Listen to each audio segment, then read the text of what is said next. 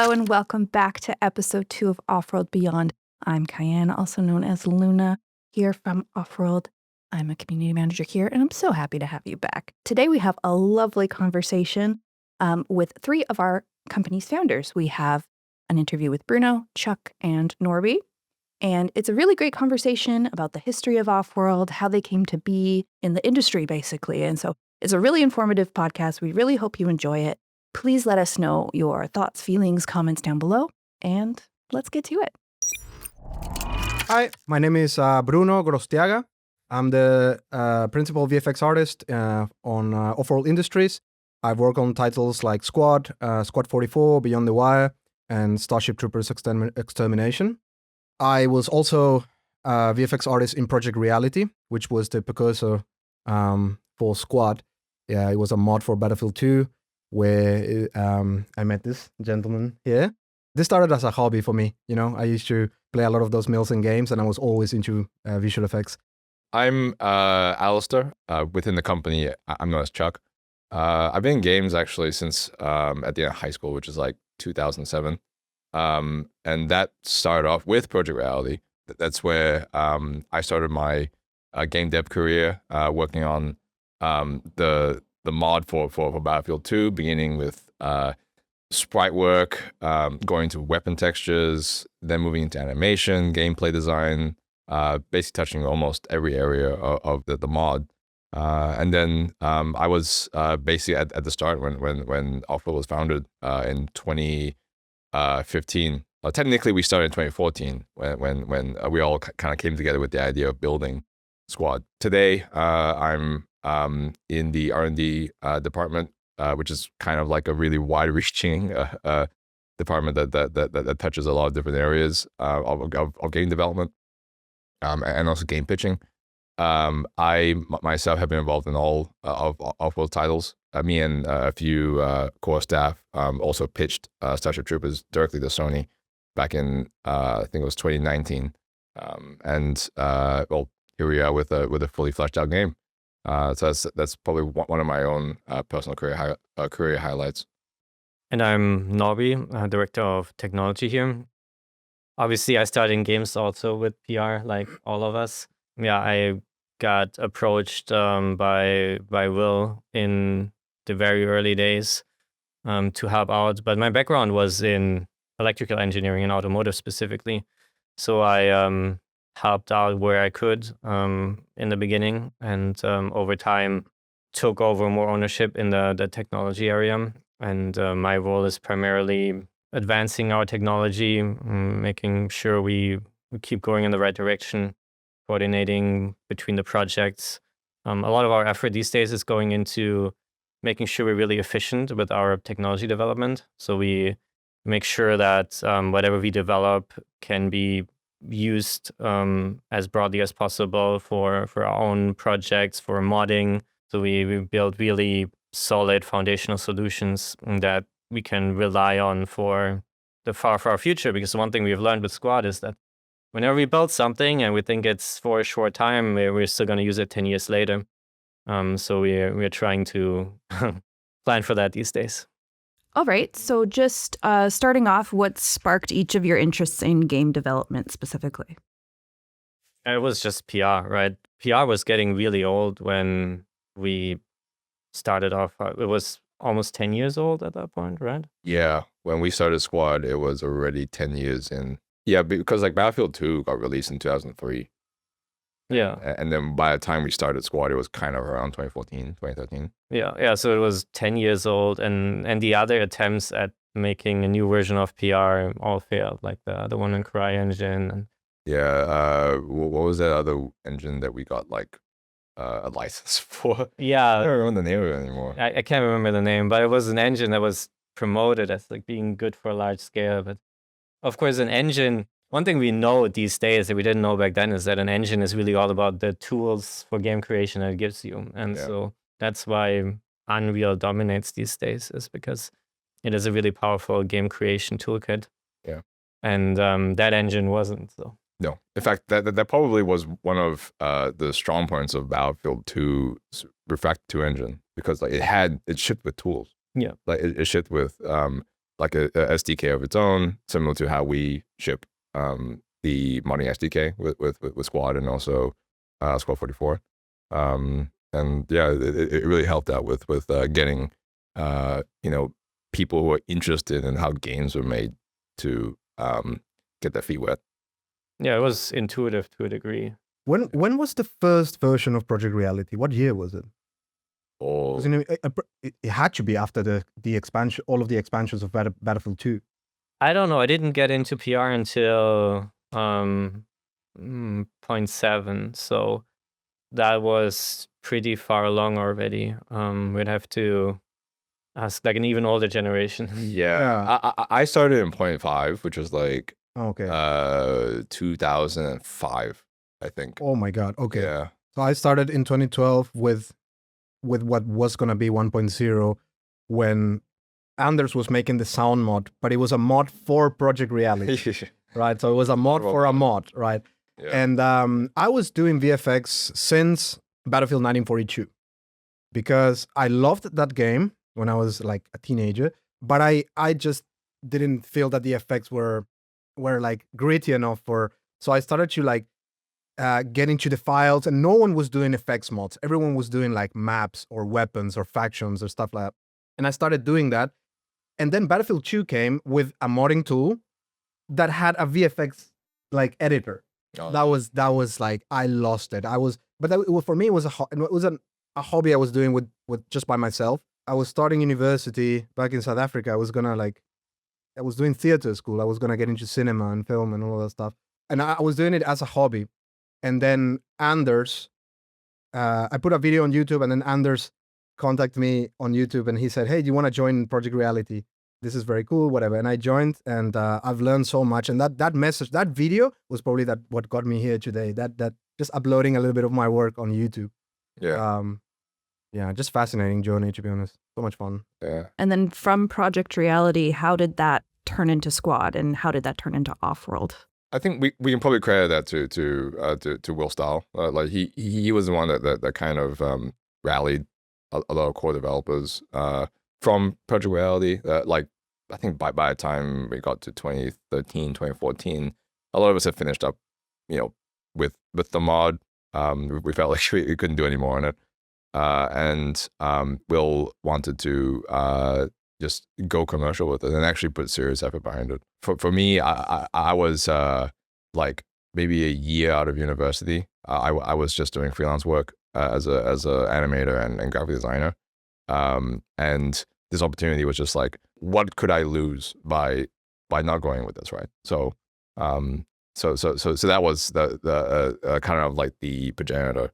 Epic had released Unreal 4, like it was basically version 1 of Unreal 4, and I think at the time we had some headway into UDK, like Unreal 3, basically. Back when their licensing terms were very, very different. Once Unreal 4 came out, and we could leverage it as an engine without paying massive upfront costs. I think that was a really big motivator for us to think, like Squad could be actually a thing. Yeah. You know about the other engine, because I remember Project Reality 2 that was on CryEngine, and but that didn't work. I was invited for that also for a bit, but it went nowhere. What was the other sort of engine that was that before UE4? That was before UE4. Yeah, that was quite a bit before, but yeah, none of us remember the name. I don't think that ever went anywhere, and I don't know if any of us were involved even. No, I don't think so. Yeah, this was, I think, when someone wanted to make Project Reality 2, but as a free title. Yeah. Any of the other projects were meant to be free. So Squad was different in that it was supposed to be commercial, but Kickstarter being the first time that any money came in, and that would allow reliability in the development. Because with modding, it's like people come and go, right? You can never 100% rely on them delivering their part of the work. So it really restricts what you can achieve. And then when Will, to his credit, he realized that you cannot build a foundation on that. And yeah, that's the big difference. One, that it was an engine that was far more advanced than anything we tried, but at the same time approachable enough for modders. Yeah. And also a commercial venture instead of trying to make it for free. Yeah. And also there was a massive gap in the market at the time for a game like Squad. So for us, it was almost a race actually to get onto the market as quickly as possible. So just starting off with the sort of beginnings of Offworld and being a new company, how did you learn to collaborate effectively as a team? Were you guys remote? Did you have the office? Like, how did it work in the beginning? We were all remote, like from the very beginning. Our experience on Project Reality helped with getting comfortable with working, remote hours, using light teleconferencing. I think at the time we were just using like Mumble or TeamSpeak, something like that. Yeah. We were using Skype mostly. Right? Skype, yeah. Oh God, yeah. That's There was a Skype era for a long time. We used Skype. Yeah. That was like God, that was Yeah, so cool. Skype was our real-time communications thing. Yeah. And it's interesting that it was just shut down Skype. And I was like, well, those chats are gone forever now. Yeah. Because the other thing was the forums, right? Yeah, And like the forums. super generic forums, which was, Project Reality was Because- all forums. yeah, everyone was used to it from PR. Yeah. Yeah. But that one is long gone. But yeah, now I guess the Skype stuff is gone as well. Yeah. I remember we used to create Skype chat specifically for different purposes, like we do with Slack now. The way that we worked, because we're all in separate time zones, we needed to find common times where we could do meetings. I think what really helped with us was our strength of vision. Everyone on the team knew what the goal was very, very intuitively. So it made coordinating very easy. When we actually started establishing the company in Vancouver, that's when we actually started, okay, what does an office space look like? And that didn't really begin until like 2016, I want to say. 16. So. Yeah, we had an office out in Burnaby. near Edmund Station. It was tiny. I think it was a capacity for maybe like 10 people. Well, the original room was like literally Even smaller. Yeah, it was yeah, like 3 people. 3 people squeezed in. Yeah. And then we took over the next room. And then like we moved 3 times in that same building. We did, yeah. Eventually, we are where we are now at here in downtown New West. But what was interesting was that just as when we were comfortable working within a studio environment, COVID hit, and then everybody had to go back to a remote setting. And for us, it was like, just kind of the way it originally was. Now I think we're in a pretty comfortable place where we can do both remote and also hybrid.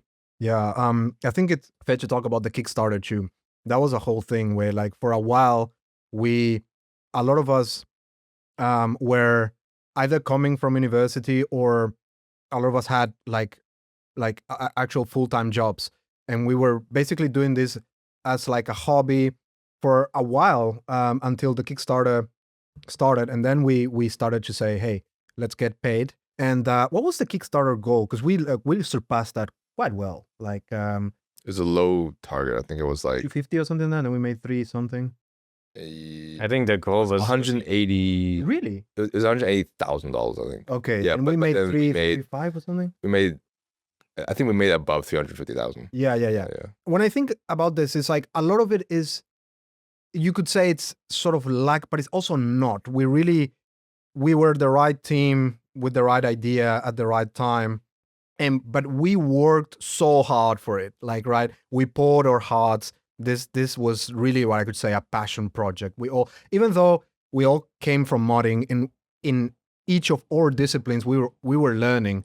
Because when you move from a platform where you were doing modding for another game's engine, and you move to a whole new game engine and you make your things from scratch, that's when most developers were starting with Unreal Engine 4, right? So when you went into the forums, things were new for everyone, right? And by now the engine has evolved quite a lot, and we learned quite a lot also. I mean, a lot of tribal knowledge. Yeah. I don't know, just hearing about Offworld's like journey in the beginnings, it's really inspiring and very cool. Over your span of working at Offworld, what is something that you're most proud of? Well, I mean, we shipped 4 games. Yeah. Yeah, like I don't think a lot of people can say that. For me personally, I think it was actually to work on an IP, like to actually get that off the ground, to ship it, and say, hey, like that was something that I helped bring into reality, whereas previously it didn't exist. That's probably why I would feel my greatest personal achievement. For me, it is the PR legacy, taking that into a form that keeps getting updated. So with PR, it was getting dated, and we could feel that the entire time, and we were hitting the limits. And Squad, we didn't build it from the start with the understanding of what it would take to run it for 10 years, right? In the beginning, we were all just thinking about, is this going to work at all? Is there going to be any success? We didn't think about having a company or having it sustainable. And like you said, most of us were just out of university, so we weren't really thinking about having to get our livelihood out of this. It was really just about making the game. Yeah. And so we had to put these thoughts in later, but we figured out a way that we can keep updating it and keep refreshing it.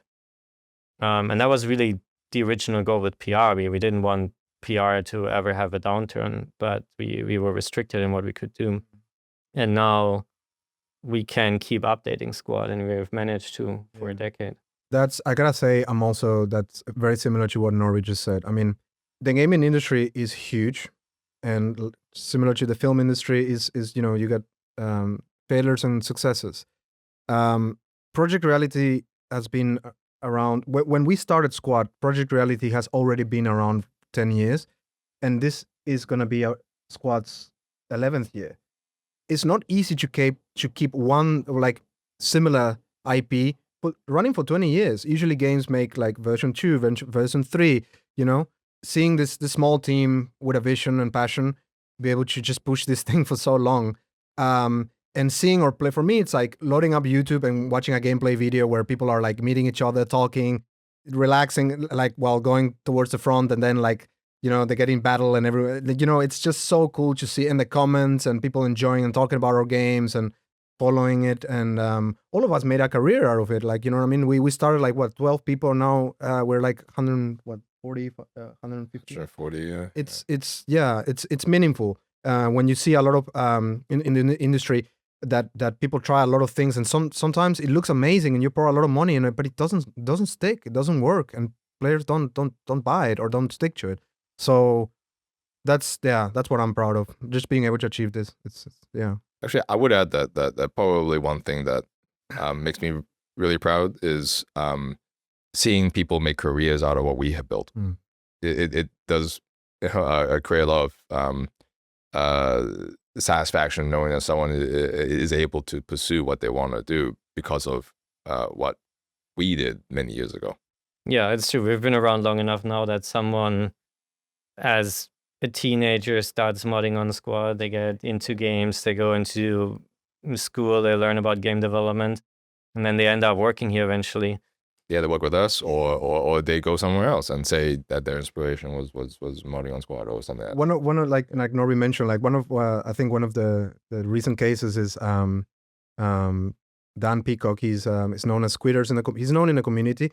He's been known to develop AI for Squad. And he when he joined the company, he's quite young, but he's a very smart person. He told me that when he was around 14, like he was like so inspired by my visual effects in the game, and he was like showing him his dad, and he grew up with it, and now he's working. he's working as one of our main like blueprint in programmer person, like what I mean. Here now, yeah. It's pretty much like so. It's a career started out of it. He's good at it. He fit the culture pretty well. So that's awesome. I think that was something good to see. Like, yeah, inspiring people, I think, is something that we have achieved, and it feels great when you see that, when people find their passion to the work that you've created. Yeah. Also, actually, inspiring our competitors has in a weird twisted sense. There's a bit of satisfaction there as well. It's like you see people trying to outdo us, and they're like, okay, if we didn't exist, you wouldn't have tried to do this in the first place. So there's a bit of I guess smugness there. Yeah, competition's good. I think we got in the Milsim arena, and we competed. We're still competing with the biggest titles there. So, what is something that you would have done differently looking back on the history of Offworld? Is there anything that you would have done differently? I would say be very clear with your contracts. The very start, probably consult with a lawyer. This is more if you're actually if you're thinking of starting a business, more than actually a game. But I would say definitely consult, get legal advice, especially when it comes to things like property ownership, IP ownership, and also the actual organization of your new studio, because people tend to kind of overlook that. And it can certainly possibly create problems for you if and hopefully your studio goes well into the future. So there's that, but also for someone that is looking to modding, looking to start their own thing, don't lose sight as to what you're really passionate about. And for some people that may change every 2 days. The biggest driver has been create something and to show it to the world. If you can't do that, then I would suggest maybe thinking of a different career path. I think I want to stress the point of when you're forming a company of a bunch of creators, take care of each one of them, right? And value them, and then because that's going to create the environment for an idea to be born healthily. And then when you transmit that idea to the community, stick to the community, talk to the community. Don't be afraid to go talk to them on Discord. Don't be this like entity who's like behind a wall, right? Like people want to talk because when they're invested in your product, when they see like, hey, like when they want to see it improve, it's because they're invested, right? So and that's what's going to keep you going, pretty much, the community. I think that is pretty much what kept us alive all this time, is like our interaction with the community, right? It's like the community has a feeling that they are co-shaping our products also. So I would have to recommend that because that's what we experience and we focus on and strive on. Yeah, it's definitely true for a very social game like ours. But yeah, I think you're only going to make a really cool product if you are passionate about that work. And then what takes you out of that is exactly Chuck's first point, right? If you form a team and there's any kind of drama coming out of that because you haven't structured things in a way that gives certainty and removes any of that. So like the first people who left and there were things to figure out, and you actually did a big part of saving the project, like in the really early days when we just moved over to Slack. And like I think if it wasn't for you, it might have very well collapsed at that point, because there were people who were feeling that they need to be compensated in a certain way for the free contributions that everyone had done early on. But how do you value that? So there were things we hadn't figured out because we were treating it like a mod. Everyone was putting their work in for free.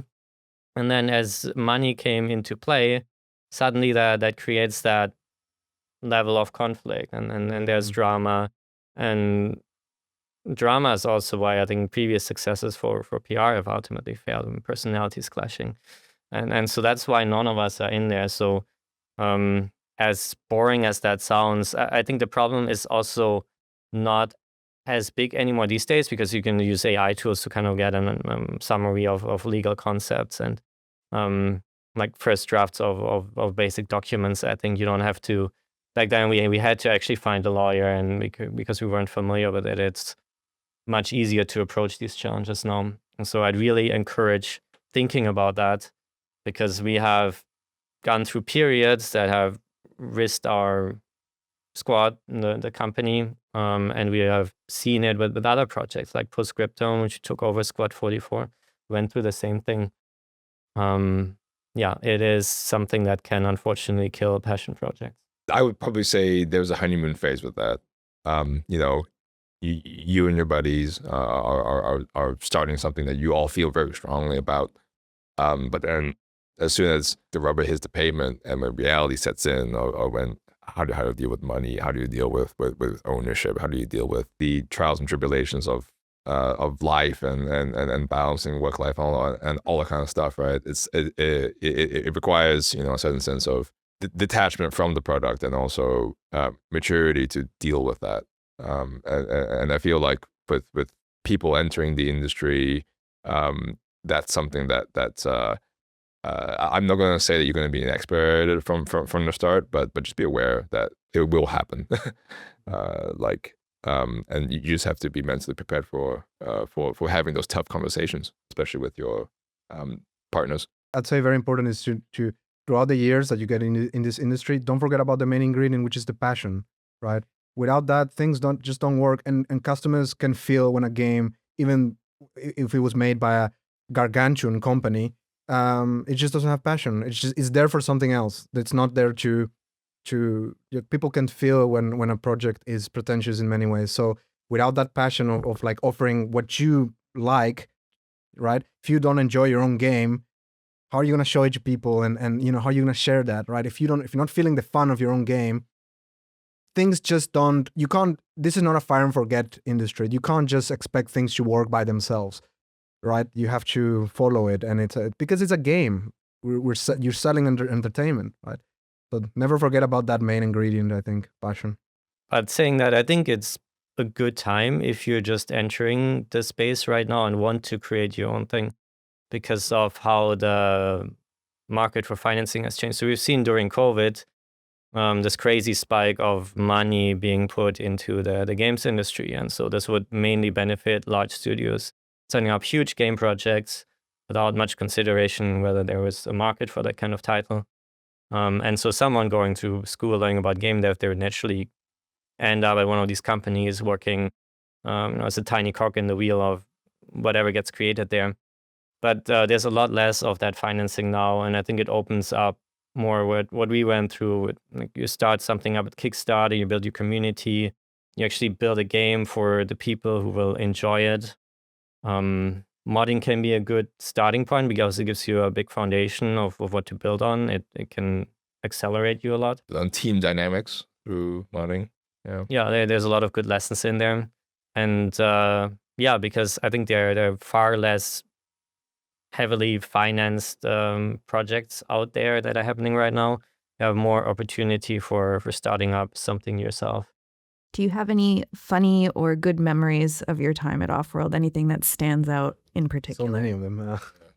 Yeah, so V10 was the people who've been with Squad in the old days will remember this was a really big update for us because we redid the animation system, introducing things like climbing over things. In the early days of Squad, you would get stuck all the time on like stupid little walls because you could only just jump. Like it would move your character up a little bit, and that was just the basic. Oh yeah. There's no vault. Yeah, and so the crouch jump was like a skill that everyone would have to master to get just on top of the wall. And we, of course, didn't want that. It was at the time when games started coming out with proper systems to have players move to the world. But typically at the time, they were still building the game world with that in mind. So the game world had points where you could make a vault. And so the level design had built that in. We had built the world first, so we needed to create a system that works anywhere, that would be able to detect, here's a good space to vault over or to climb up. And then that was a pretty big challenge. We had someone working on it who didn't quite get it into a working state, and it was holding up the release. And so we just had to get it done. And we worked late, like always. We were ordering food in, and it just kind of got boring, right? We always had the same kind of food. We were ordering Mexican, and we said, why do we order Mexican? Why don't we just go to Mexico instead and get Mexican food? Two of us were Europeans. We hadn't ever been to Mexico before, and we wanted to see it. So we just booked some tickets. We flew to Mexico on the weekend. A bunch of how long since that decision till you actually flew to Mexico? The next weekend. Oh, okay. Yeah. We took the Friday off. Flew down there. Friday, Saturday, Sunday. It was Cancun. I know it's. Oh my God, Cancun. Yeah. In summer or? No. It was just around spring break, 2 weeks before after that. So it wasn't super crazy busy, but still a good season to go there. It was nice and warm. Did scuba diving. Oh my God, dude. We went to actual scuba weekend. Like, why wasn't I here then? We went to the see the Mayan ruins there. Yeah. What is it called? All of that in like 3 days. Uh, A pack? You could do a lot in 3 days. Yeah, a bunch more stuff. I mean, it was kind of an intense schedule, but it was a lot of fun, and it was just really good to get like a break out of the constant working. That's a fun little story how we just ended up in Mexico for 1 week. Do you remember Dave in Italy fixing the vehicle physics, dude? Oh yeah. When the company was smaller, we used to all kind of like decide to travel somewhere, and like it would be more like it would be like a summit, but also a time to share and get to know each other. And we did it when we went to Italy the 1 year. I remember that was 2018 or something. We were still fixing bugs. I remember we were in the hotel there in the lobby, like Oh, that was Germany. no, Italy, no. Yeah, that was Yeah. Germany 2016. That was yes, I remember because We were in like yes, hotel pub. yes, in the Pub, yeah. yeah with the laptops and This with is Gamescom as well. yes, and Dave trying to and it was stressful because like something wasn't working and it was about to ship, and we were just like, that was also like there were a lot of those little stories, just like Yeah, there was a crash in physics, and yeah, back then, the early days of UE4, there weren't that many studios using it. The big benefit of everyone using Unreal is also it makes it a much more solid engine, because mostly people will have run into an issue that we're going to discover too, the more people are using it. And in those early days, it just wasn't the case. We were often the first ones discovering a bug. Yeah. And so we were, fixing it in a hotel lobby. Yeah, and I think we're annoying the bar staff as well, because like we just wouldn't leave. Were you ordering drinks though? We were ordering drinks. Okay. Yeah. Well, then they shouldn't be bad. Like, but the thing is though, is like the more you drank, right? Like, I believe there's a The more bugs. there was there's a Well, Will fall was- off in effectiveness. Will was a strong believer in the Balmer peak. So Yeah. he would definitely lean on drinking and coding. But I think for him, it actually worked. If he had a couple of drinks, for some people it does work. yeah, It does work. Yeah. they have a certain like genius component in their brain that gets triggered by it. By alcohol, yeah. Yeah. Yeah. For me, I remember like I think it was after we shipped an update that Will just wanted all of us to get out of the office and go to a park and play sports. Was Yeah. that? Yeah, we did that. Yeah. Go to park and play sports? Oh yeah, I mean like he had Ball. Like, yeah, like he just brought a whole, like he brought like a frisbee, you know, like a that's good. rec That's football, Kind of like a summer soccer. party. Yeah. But we're all like you know, like indoor nerds, right? Who with not a lot of Hey, you like, need to get out there, not a man. lot of athleticism, right? So Creativity, like Yeah. artists need to get out there, dude. We did barbecue in Burnaby Park when we were still in the old office. Then down here, we played volleyball in the part of the park that burnt down. But yeah, they should really bring that back. If the city is watching, bring back the park. yeah. Bring back the hub also. Thank you to the gaming community and people that have you know, come and played our games here at Offworld for the past 10 years. We're still here and we're still, you know, passionately developing these games just as we had been all those years ago. And that was our interview with Bruno, Chuc, and Norby. Thank you so much for listening. If you enjoyed, please hit a like, subscribe, all those fun things that we know you love to do. Just do it. That'd be great. If you have any comments or suggestions, please do feel free to let us know. All of our contact information is in the description or in the show notes. So yeah, please feel free to reach out. We're super excited for this podcast. So please, we really appreciate it. Thank you so much for joining, and we will see you in the next one.